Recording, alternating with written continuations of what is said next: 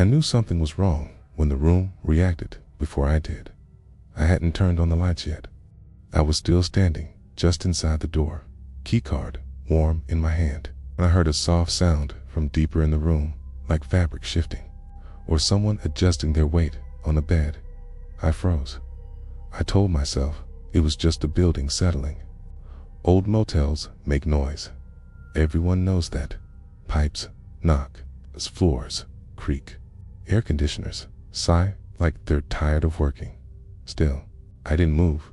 For a few seconds, I just stood there, listening to my own breathing, slow and shallow, trying not to let panic get ahead of logic. I'd been driving all day.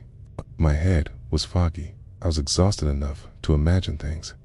Then the sound came again. Closer this time. I flicked the light switch. The room flooded with dull yellow light, revealing exactly what I expected to see in an empty motel room. 2 beds, beige carpet, a small desk under a flickering lamp, curtains drawn tight over the window. No one there. I let out a breath I hadn't realized I was holding and shut the door behind me, sliding the lock into place with a solid click. Get it together, I muttered. I dropped my bag on the chair and sat on the edge of the nearest bed. The mattress dipped slightly more than I expected, like it had already been broken in on that side. That didn't mean anything. Motel beds are always like that. I kicked off my shoes and lay back, staring up at the ceiling fan as it spun lazily, chopping the air into slow shadows. The hum of it was almost comforting. Almost. That was when I noticed the smell. Not cigarette smoke, not cleaning chemicals, something lipped dash and dot like old cologne mixed with stale fabric. The kind of scent that clings to clothes after someone's worn them too long. I sat up again. The room looked clean. Too clean. Bedspread tucked tight. Towels folded perfectly in the bathroom. Trash can empty. Still, the smell lingered. I told myself it was from the last guest. Housekeeping doesn't always get everything. I stood up and walked toward the bathroom, flicking on the light. Everything looked normal. Sink dry. Shower curtain pulled straight. But the mirror was fogged. Not fully. Slightly. Like someone had stood there breathing on it recently. My stomach tightened. That's impossible, I said quietly. The room was cool. The shower hadn't been running. There was no steam. I wiped the mirror with my sleeve. The fog vanished instantly, leaving behind a faint handprint I hadn't noticed before. It wasn't sharp, just the suggestion of fingers. I stepped back, heart pounding harder now, as my brain scrambled for explanations, humidity issues, temperature, differences, anything that didn't involve another person. I glanced at the door, still locked. I checked the windows, curtains drawn, window latch tight. I was alone. I had to be. I went back to my bag and pulled out my phone. More for reassurance than anything else. I scrolled aimlessly, letting the familiar glow distract me.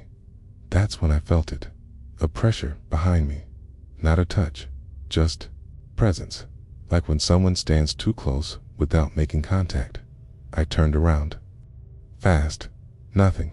The room looked the same as it had moments ago, except the far bed. The blanket was rumpled now, just slightly, like someone had sat on it and stood up again. I hadn't gone near that bed. I stared at it, my mind refusing to connect the dots forming in front of me. At the time, it didn't scare me. I'd tell myself later. It just felt off. I told myself housekeeping must have missed it, or I hadn't noticed earlier. I walked over and smoothed the blanket out with shaking hands, pressing it flat until it looked untouched. Then I noticed the indentation beneath. The mattress dipped inward, right where a body will lie. I pulled my hand back like I'd been burned. My heart was racing now, loud enough that I wondered if someone else could hear it. I grabbed my bag again. I thought about leaving, about going back to the front desk and asking for another room. The idea felt embarrassing, irrational, so stayed. That was my second mistake. I turned the TV on low, letting the noise fill the room, and sat back on my bed with my back against it. The headboard. God. The sounds helped. Commercials, late-night reruns. Human voices that weren't reacting to me after a while. My breathing slowed. The smell faded. Maybe I stopped noticing it. I lay down again, fully clothed, shoes still on. Just in case. I don't remember falling asleep. I remember waking up. The room was dark. The TV was off. The ceiling fan was still spinning, slower now, and I wasn't alone. I knew it instantly. There was a weight on the edge of the bed. Not heavy, it's just enough to shift the mattress. I didn't open my eyes. I couldn't. Every instinct in my body screamed not to move, not to acknowledge it. I listened. There was breathing, slow, controlled. Not mine. I counted my breaths, trying to keep them steady, pretending I was still asleep. The weight shifted slightly, like someone adjusting their position. Then something brushed my arm, light, almost accidental. My skin erupted in goosebumps. The breathing paused for a long moment. Nothing happened. Then the mattress rose. The weight lifted. I heard footsteps, bare feet on carpet, moving toward the bathroom. The bathroom light clicked on. It shouldn't have. I'd turned it off. The sound of running water followed. I squeezed my eyes shut tighter, my heart hammering so hard it hurt. I wanted to scream, to jump, up, to run ID end, single quotes. The light went off. Footsteps again. This time, they didn't stop at the far bed. They stopped beside mine. I felt something lean close enough that the air shifted near my face. I smelled it again, that same lived-in scent. Then a whisper, so soft I almost missed it. You took my room. I don't remember what happened after that. I woke up in the morning to sunlight bleeding through the curtains and the sound of cars passing outside. I was alone. Both beds were perfectly made. No smell. No indentations. No fog on the mirror. For a moment, I convinced myself it had been a dream. Then I noticed the door. The lock was undone, and the keycard was gone. I checked out without saying anything. I didn't ask questions, but sometimes, when I stop at a motel late at night and unlock the door to a room that's supposed to be empty, I pause, because I've learned there's a difference between a vacant room and one that's just waiting for you to leave. I knew something was wrong when the phone rang the moment. I closed my eyes, not seconds later, not after. I'd started drifting. The exact moment my thoughts broke apart in sleep almost had me. The motel phone rang once, sharp, loud, right beside the bed. I jolted awake, heart slamming, my hand already reaching for the lamp before I could think better of it. The yellow light snapped on. It's flooding the room and making everything feel smaller. The phone kept ringing. I stared at it for a second. Too long. Who calls a motel room after midnight unless something's wrong? I picked it up. Hello? Static. Low. Faint. Then a man's voice. Calm. Professional. Just checking in. Is everything all right in your room? I glanced around. The beds, the door, the window. Nothing out of place. Yeah, I said.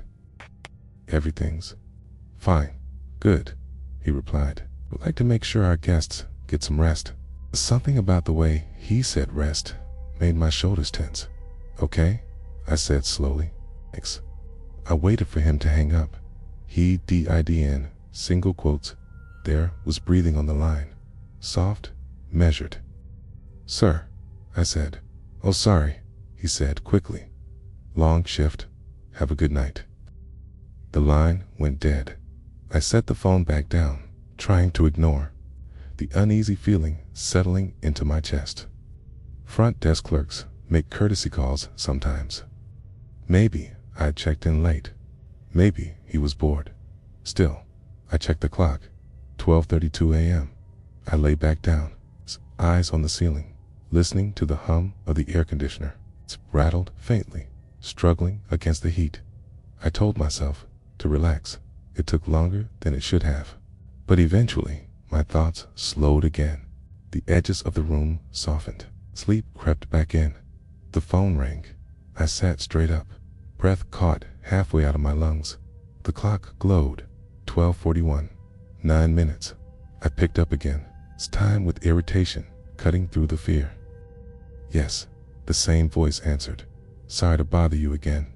I just wanted to make sure the noise from next door isn't bothering you. I frowned. There's no noise. A pause. Good, he said. Then you should be able to fall asleep soon. The line clicked dead before I could respond. I stared at the phone for a long moment. There was no noise next door. I was sure of it. I'd heard nothing but the AC and my own breathing. I swung my legs off the bed and walked to the door, pressing my ear against it. Silence. I checked the room next to mine. I could see a thin strip of light under the door across the walkway. Someone was staying there. I told myself that was all it was. Routine calls. Coincidence? I locked the door again, double-checked it, then dragged a chair under the handle, feeling foolish even as I did it. When I lay back down, I left the lamp on. Sleep didn't come easily after that. Every sound felt amplified. Every shift of the mattress made me tense. I kept expecting the phone to ring again. It didn't. At some point, exhaustion won. I woke up to darkness, not sudden, not startled, just awareness. I knew I was awake before. I opened my eyes, and I knew I was being watched. The lamp was off. I hadn't turned it off. The air felt different, heavier, like the AC had stopped. I lay still, listening, breathing. Not mine, it was faint, careful, like someone trying not to be heard. I opened my eyes. The room was dim, lit only by the red numbers of the clock. 2:03 a.m. Someone was standing near the foot of the bed, not close enough to touch me, close enough that I could see the outline of a man in the darkness. Uniform, collar, a badge that caught the faintest glint of light. Front desk. My mouth went dry. He didn't move. Neither did I, for a long moment. We just existed there, me frozen under the sheets, him standing perfectly still. Then he spoke. You fall asleep fast? He said quietly. My heart slammed against my ribs. How did you get in? I whispered. He tilted his head slightly, like he was considering the question. You didn't lock the deadbolt, he said. I knew that was a lie. I did, I said. Another pause. Most people think they do, he replied. He took a step closer. The mattress dipped slightly as he leaned a hand on the bed frame. I couldn't move. My body felt disconnected, like it had shut down everything except fear. I just need to check something, he said softly. Check what? I asked. His voice dropped lower. How deeply you sleep, I screamed. The sound ripped out of me, raw and loud. The figure jerked back. The light snapped on all at once, and he was gone. I sat there, gasping, my throat burning, staring at the empty space where he'd been. The door was still locked, chair still wedged beneath the handle. No sign anyone had been there. I didn't sleep again that night. At dawn, I marched straight to the front desk. A woman stood there, sipping coffee, aged, tired eyes. There was a man working last night, I said immediately. He called my room. He came inside. Her expression didn't change. We don't have a night manager, she said. My stomach dropped. That's not funny, I said. I'm serious, she replied. I've been opening this place every morning for 6 years. Nights are unmanned. It's impossible, I said. He called me twice. She hesitated, then reached under the counter and pulled out a binder. She flipped to a page and slid it toward me. A list of incidents, missed calls, guest complaints, unexplained entries.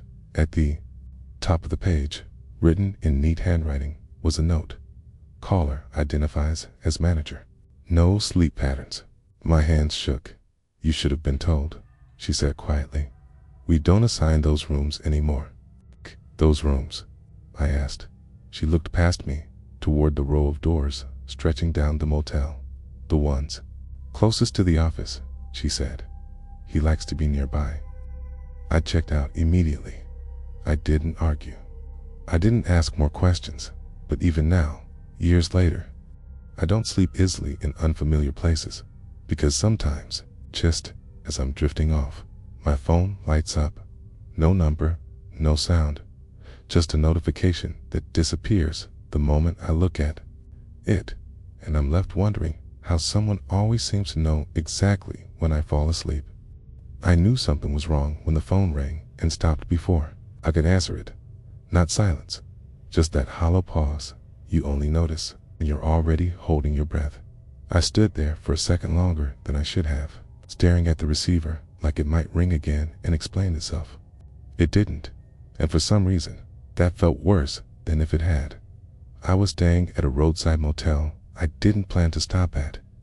I'd been driving too long, longer than I should have, and my eyes were doing that thing where the road starts breathing. The sign was half lit, the vacancy light flickering like it was deciding whether it meant it or not. I told myself I'd stayed just a few hours. The check-in was strange in a way that didn't stand out until later. The man behind the desk barely looked at me. No small talk, no warning about checkout time.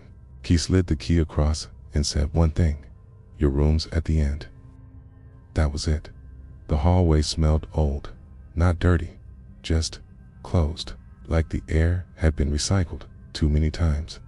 My footsteps sounded louder than they should have, and I caught myself walking slower, listening to the echo fade before taking the next step. Room 214. The door opened easily, too easily. Inside was exactly what you'd expect: bed, lamp, chair, TV bolted to the dresser. But something felt staged. It's like no one had actually stayed there, just reset it to look like someone could. I locked the door, checked it, then checked it again without realizing I was doing it. I remember thinking that was stupid. I dropped my bag, kicked off my shoes, and sat on the edge of the bed. That's when I noticed the phone. It wasn't unplugged, wasn't broken. It was already off the hook, just enough that the line was dead, but not enough to trigger the dial tone. I stared at it for a long time, trying to remember if I'd touched it. I hadn't. I was sure of that. Still, I put it back properly, waiting for the sound. Nothing that should have been reassuring. It wasn't. I laid down, fully dressed, didn't turn off the light, told myself I'd rest my eyes. The hum of the air unit clicked on and off in uneven bursts, never long enough to settle into background noise at some point. I drifted. I don't know how long I was asleep when the sound pulled me back. A knock, not loud, not urgent, just polite. I froze. The knock came again. Same rhythm. 3 taps, evenly spaced. I didn't move, didn't breathe. My mind ran through the usual explanations. Wrong room, late check-in, cleaning staff, but none of them fit. The time, or the way the sound felt so deliberate. Then the handle shifted, not turning, tested, like someone checking whether it was worth trying. I sat up so fast my head swam. "Front desk," a voice said through the door. Calm, neutral. "Just need to confirm something." I didn't answer. There was a pause. "Longer this time, sir." The voice continued. "This won't take long." I stayed silent, staring at the door, waiting for anger or impatience to creep into his tone. It did after a few seconds. I heard footsteps moving away, slow, unhurried. I didn't sleep after that, around what I guessed was 3 a.m. The phone rang. I jumped so hard the bed creaked. This time, I answered it without thinking. "Hello?" Silence. I pulled the receiver away from my ear, checking it, then brought it back. "Hello?" A breath came through the line. Not static, not feedback. A person breathing too close. I hung up and sat there shaking. staring at the phone like it might ring again, just to prove it could diet. Morning came without relief. The light through the curtains felt thin, like it was filtering through something heavier than glass. I packed quickly, barely checking the room, just wanting to leave. On my way out, I stopped at the desk. A different clerk stood there, younger, alert, normal. I slid the key across. "Rough night, okay?" he asked casually. I hesitated, then nodded. "There was someone knocking," I said. "Hand a phone." He frowned, genuinely confused. "What room were you in?" 214.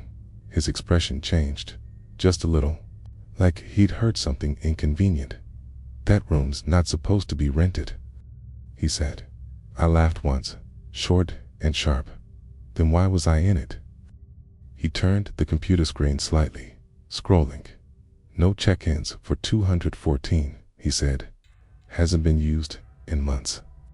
I felt cold crawl up my back. "I checked in last night," I said. "The clerk gave me the key." He shook his head. "Don't have a clerk after midnight." I stood there, waiting for him to say something else. A joke, an explanation. He didn't. I left without arguing, without asking for a receipt. In the car, I checked my phone. No missed calls, no strange logs, nothing. I told myself it was a misunderstanding, a glitch, tired mind filling in blanks. But that night, hours down the road, my phone rang, unknown number. I didn't answer. It rang twice, then stopped, and for the first time, I noticed something I wish I hadn't.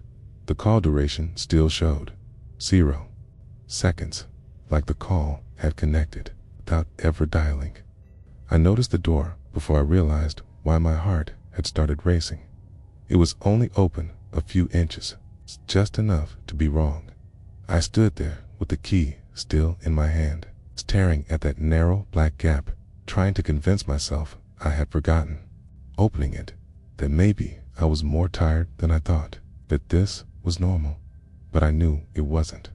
Motels don't leave doors open. Not like this. Not quietly. Not waiting. I looked down the walkway first. Empty. The parking lot below was washed. In orange light, rows of cars sitting motionless like they were abandoned. Somewhere far off, a truck passed on the highway. The sound stretching and fading until it felt unreal. I pushed the door open the rest of the way. Nothing jumped out. No noise, no movement. The room smelled clean, but not fresh. It's like cleaning products, layered over something old. The curtains were closed. The bathroom light was on. That stopped me. I hadn't been inside yet. No one should have been. I stood in the doorway longer than I should have, listening to the low hum of the bathroom fan. It was steady, patient, like it had been running for a while. I finally stepped in and locked the door behind me, turning the deadbolt slowly, carefully, like sound mattered more than safety. The room looked normal at first glance. Bed made, towels folded, TV off. But the longer I stood there, the more it felt staged, like someone had reset the room instead of cleaning it. I checked the bathroom, empty sink dry, mirror clean. No signs anyone had been there recently, despite the light and fan still running. I turned them off and stood there in the sudden silence, waiting for something to happen. Nothing did. That almost made it worse. Back in the main room, I noticed the chair by the window was pulled out. Not much, just enough to suggest someone had sat there recently. The carpet beneath it was slightly darker, flattened. I told myself it was from the last guest. I didn't believe it. I dropped my bag near the bed and sat down, keeping my eyes on the door. My reflection in the dark TV screen looked tense, shoulders raised, jaw tight. Kai hadn't even taken my jacket off. That's when I heard the knock. One soft tap, not on the main door, on the bathroom door. My body reacted before my brain did. I stood up so fast the chair scraped loudly across the floor, the sound echoing in the small room. I stared at the bathroom door, every muscle tight, waiting for another sound. Nothing. I hadn't closed that door completely. It was open just enough to see darkness beyond the frame.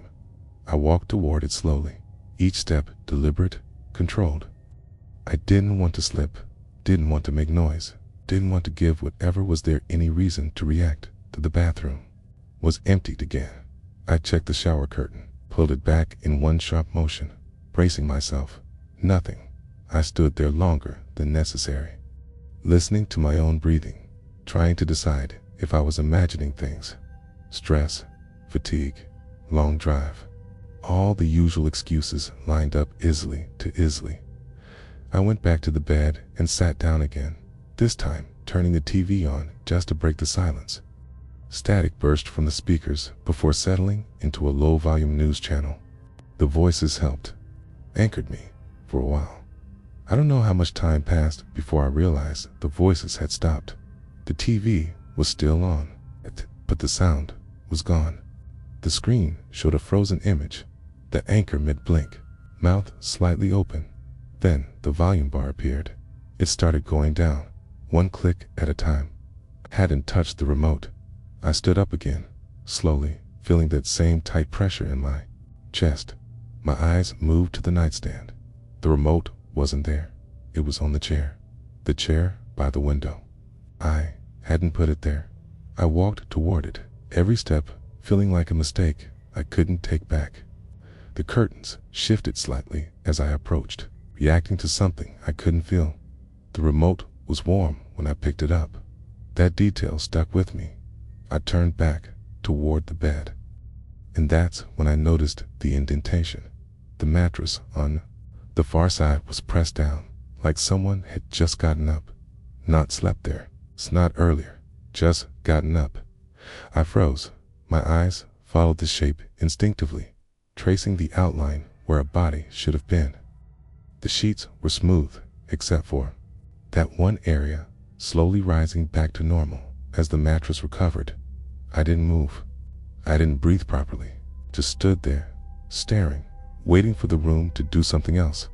Then the door handle moved. Not the deadbolt. The handle. It turned slightly, stopped, turned again. Someone was testing it. I backed away until my legs hit the bed. I didn't know what to do. I didn't know where to go. My phone was on the nightstand, just out of reach. And suddenly, that distance felt enormous. The handle stopped moving. Silence. Then a voice spoke. Not loud, not threatening. .com. Housekeeping. I didn't answer. The voice waited. Then it spoke again, closer to the door. This time, sir. You left your door open earlier. My mouth was dry. My heart was pounding so hard it felt like it was shaking. My vision. I forced myself to speak. I didn't call housekeeping. A pause. I know, the voice said.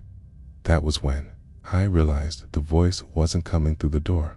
It was coming from inside the room, behind me. I didn't turn around. I couldn't. Every instinct I had screamed not to acknowledge it, not to give it confirmation that I was aware. My eyes locked onto the door, onto the deadbolt that suddenly felt meaningless. The bed shifted slightly, a subtle movement. Weight, pressure, then the whisper, so close, I felt it against my ear. You weren't supposed to notice. Something in me broke. I grabbed my phone and ran. I didn't unlock the door properly. Don't remember turning the deadbolt. I just remember pulling it open and sprinting down the walkway barefoot, keys still on the nightstand, bag still in the room.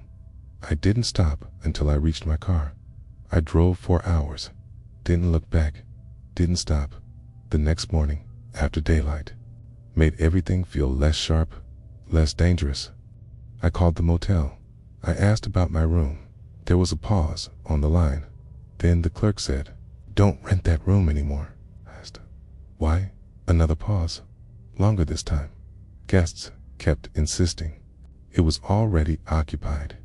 I hung up. I still check motel doors now before I open them, even when I'm sure they're locked, even when I can see the bolt in place, because sometimes, the problem isn't who gets in, it's who never left. If you're still listening, Don't brush this off as just a story. Pay attention the next time something feels slightly off. Okay. Not wrong enough to panic. It's wrong enough to ignore. That's usually when it starts.